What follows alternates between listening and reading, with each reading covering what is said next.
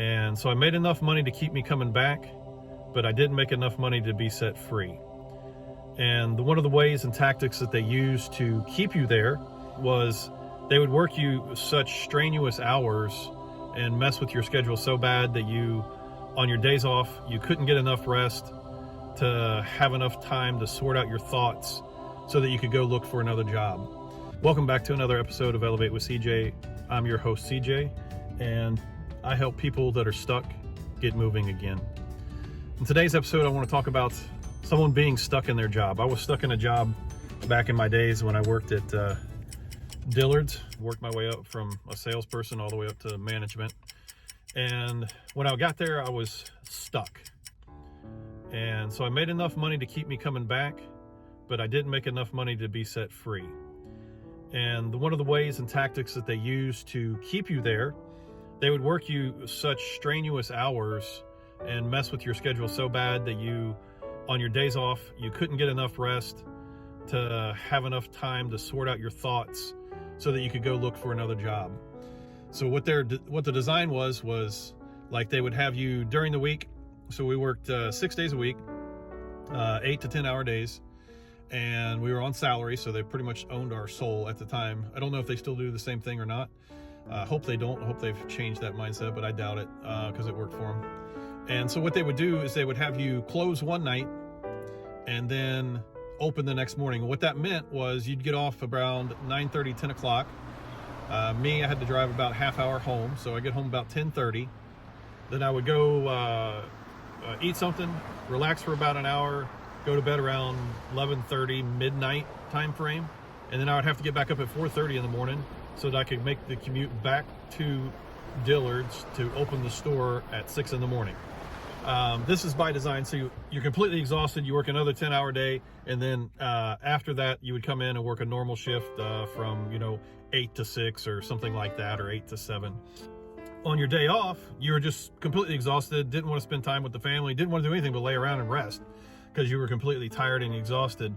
And so I found myself in that situation. I wanted to either become a store manager or regional manager. I was a floor manager at the time, but I realized that I needed to make a change in my life. And so some of the practical things that I did, and it was just crazy because I enjoyed the job, but at the same time, it wasn't worth it because I enjoyed interacting with the people, making the sales, that kind of stuff, teaching my team how to sell products, showing them about new products that have come in, that kind of stuff. But I was completely exhausted all the time. And so like on Sunday night, if I was off on Sunday night, I would just get that pit in my stomach. Oh no, I got to get up in the morning. I got to go back in there. I got to go do all this stuff, especially when they had markdowns and you had to tag everything. And so I would get exhausted and get that pit in my stomach. And especially when times got hard, when you had sales goals you had to hit and stuff like that, and you knew that the boss was going to be, store manager was going to be screaming at you, or the regional manager was coming in and have a sit down chat with you. So you just feel uneased and not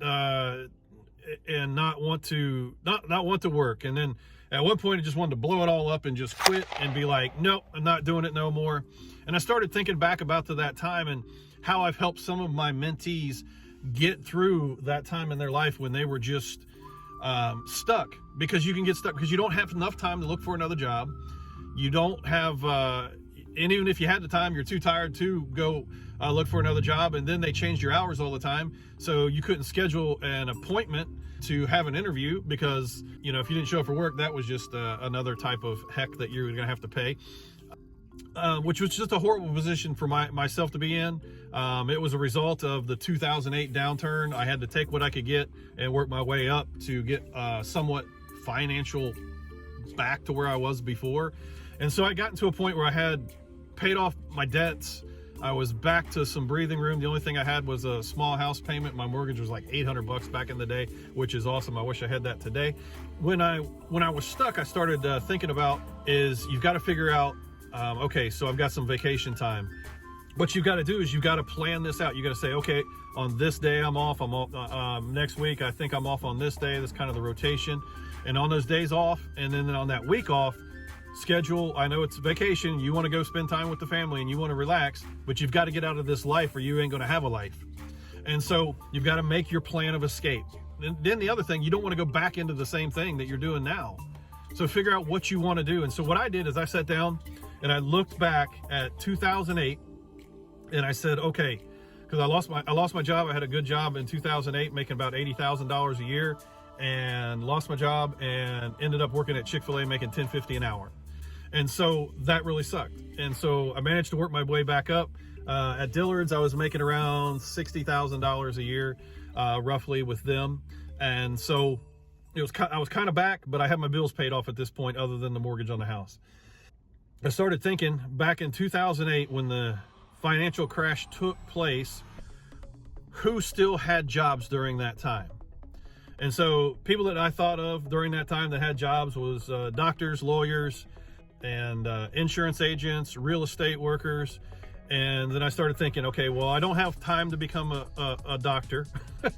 I'm too old in life. I don't want to go back to school to become a nurse or to work in the medical field. And then as far as real estate agents, looking at that, they were actually affected by what happened in 2008. And so I was like, no, they really did kind of get hurt during that time.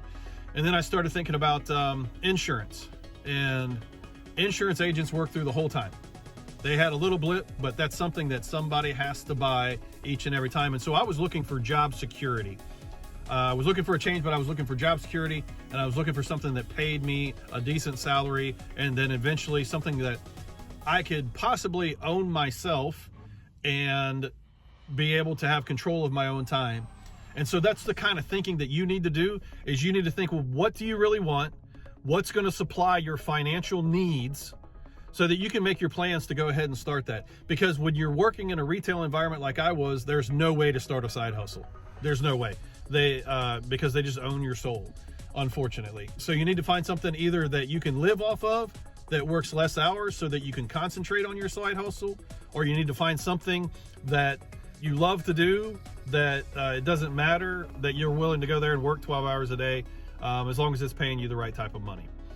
And so those are the thought processes that I had. And then I started looking into insurance. I went and talked to my insurance agent about working in the insurance industry, the good, bad, the ugly. Just tell me what it's about. He told me how to get started. I went out and got my license. When I passed that, I got interviewed with several different companies. But so I interviewed with those folks, and I kind of just took my time and just sorted out what company I wanted to work for. I did research. I looked at the background of the company, the history of the company, and ended up choosing a company. I'll call it Big Red Insurance Company, that I work for and I own an agency in now. Once I got hired on, I worked for an agent in Ohio for a little while, for about 3 years, to learn the business. And so I wanted to learn the sales aspect. I wanted to learn the business operations. I wanted to learn how everything flowed, how leads came in, where they were purchased from, how to close a deal, how to sell, how to get leads naturally from within the business. And so that's what I did, is I learned all those aspects, and then eventually I tested through the Big Red Insurance Company and went to go work for them in Houston, Texas. And so started my agency down here. It changed my life. I took a pay cut to go work for the agent. I took a pay cut. I went from making, it was around $65,000 a year, down to $40,000 a year. I learned the business. I learned the crafts of the business. And then when I opened up my own agency, I spent 6 months before I even opened the doors of my own agency, just building up my team. I got a big, huge sales leads funnel. I went out, I had literally just a notebook. I'd go every day for an hour a day, sometimes 2 hours a day if I was bored.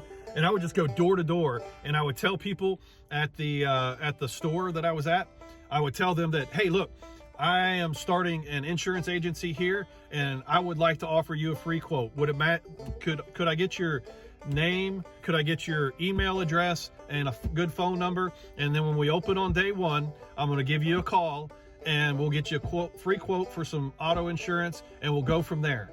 And people would, I had a lot of people that said no, but at the end of the day, I think I had a list of, over that 6-month period, I think I had a list of 1,200 people. Some of them gave me fake names, phone numbers, emails. A lot of the numbers didn't work, but I think I had 500 at least good leads where we actually talked to people, and we probably closed 350 sales from that lead list within the first 2 months. Some of those were gigantic sales, by the way, because they were business owners. And so, long story short, it all worked out in the end. And so I want to encourage you, if you are stuck, you got to just take yourself, and you got to take it with all your might. You got to dig out of that hole that you're in, and you've got to lift yourself up. Get somebody around you that can encourage you, because what happened is when I was stuck, I was in this like brain fog, misery, couldn't think, couldn't dream, couldn't focus. Life was just going through the motions. And so you need somebody to come alongside you and encourage you. And I'm just going to tell you right now, that's what this Elevate with CJ is all about. If you're stuck in that position, I'm just going to offer this to you right now. If you're stuck in that position, I want you to go to my website. You're going to find my phone number on my website, and I want you to shoot me a text. The website is elevatewithcj.com, www.elevatewithcj.com. Go on there, and I'm going to give you a free 30-minute counseling session. And we're going to take a look at where you are in your life, and I'm going to tell you exactly what you need to do to get moving forward. Well, I hope this video encouraged you today. If you like this type of content, please hit the like button. Please subscribe to the channel. Please turn on that bell notifications for when new videos come out. And then if you wouldn't mind, if you know somebody that's working a job like that is stuck, share this video with them so they can watch this video on their lunch break today, after work tonight, before they go to work tomorrow, and they'll be able to reach out to me, schedule that important phone call so that they can begin to get their life back. Life is way too short to be stuck in a job like that for years. I hope that this video has helped you out today. And once again, honestly, I do just want to help people out. It's not a sales pitch. Please reach out to me. I would be glad to help you in any way that I can. We'll schedule that free 20 to 30 minute phone call, whatever it takes. Let's get you on the right path to getting out of being stuck. And remember, let's elevate together. Elevate with CJ.